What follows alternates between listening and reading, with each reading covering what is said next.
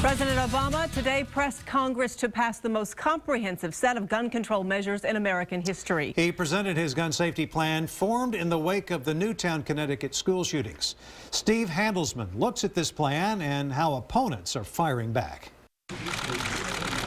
A month after the school massacre, President Obama took the bold option, sweeping gun control proposals. Concrete steps we can take right now to keep our children safe, to help prevent mass shootings. He made more data available for background checks and restarted research into gun violence. But ordering those executive actions is the easy part. The rest requires Congress. He wants a new ban on sales of assault weapons and magazines of more than 10 rounds. All gun buyers being subject to background checks. No more waivers for gun shows. If there's even one life that can be saved, then we've got an obligation to try. In the Senate, some Republicans might support banning large magazines. Now, if you talk about the 10 rounds, there's some merit to this thing. But the NRA charged the Obama plan attacks firearms, and the gun organization made the fight personal, putting up a new ad about Barack Obama and his daughters. Are the president's kids more important than yours? Then why is he skeptical about putting armed security in our schools when his kids are protected by armed guards at their school? Mr. Obama made it emotional, bringing in children who'd written him after Newtown.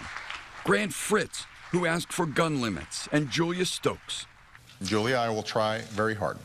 Also in the audience were the parents of Grace McDonald, shot to death at Newtown. We must act now for Grace. And he called on responsible gun owners to join the fight on his side.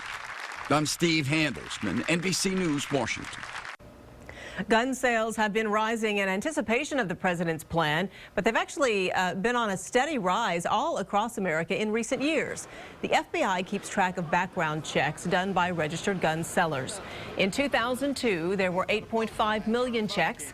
Last year, the number nearly doubled to 16.8 million. Texas had nearly 1.2 million checks last year, second only to Kentucky. One factor in higher gun sales is the growing number of states that allow people to get a license to carry a concealed gun. Texas has allowed concealed carry since 1995. In 2011, the DPS approved nearly 144,000 license applications.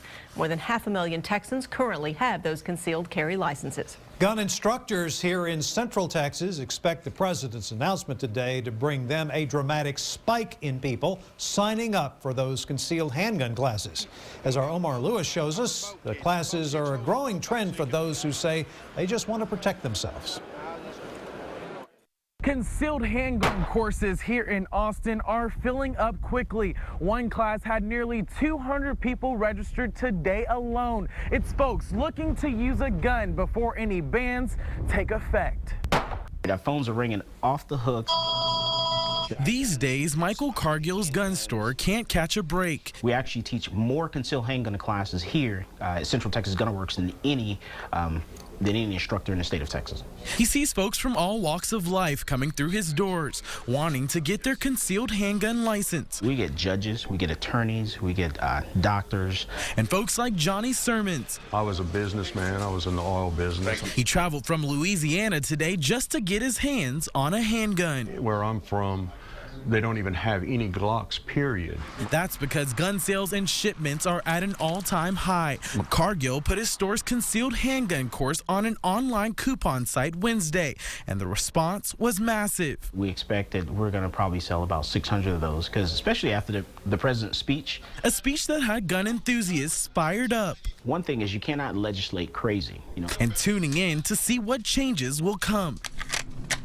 But until then, they're taking matters into their own hands and staying armed. I think we ought to address the problem of children getting killed in schools, but taking guns away from people is not the answer. And Central Texas Gun Works expects their lines to be through the door on Monday as folks are waiting for a new part that's been hard to find.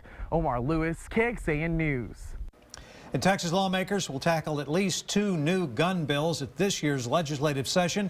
Both bills would aim to cut down on the amount of hours it takes to get a concealed handgun license in Texas. One law would also cut the 10-hour concealed handgun license class down to just 4 hours. The other bill would eliminate the 4-hour refresher course for current concealed handgun license holders and let them just renew online.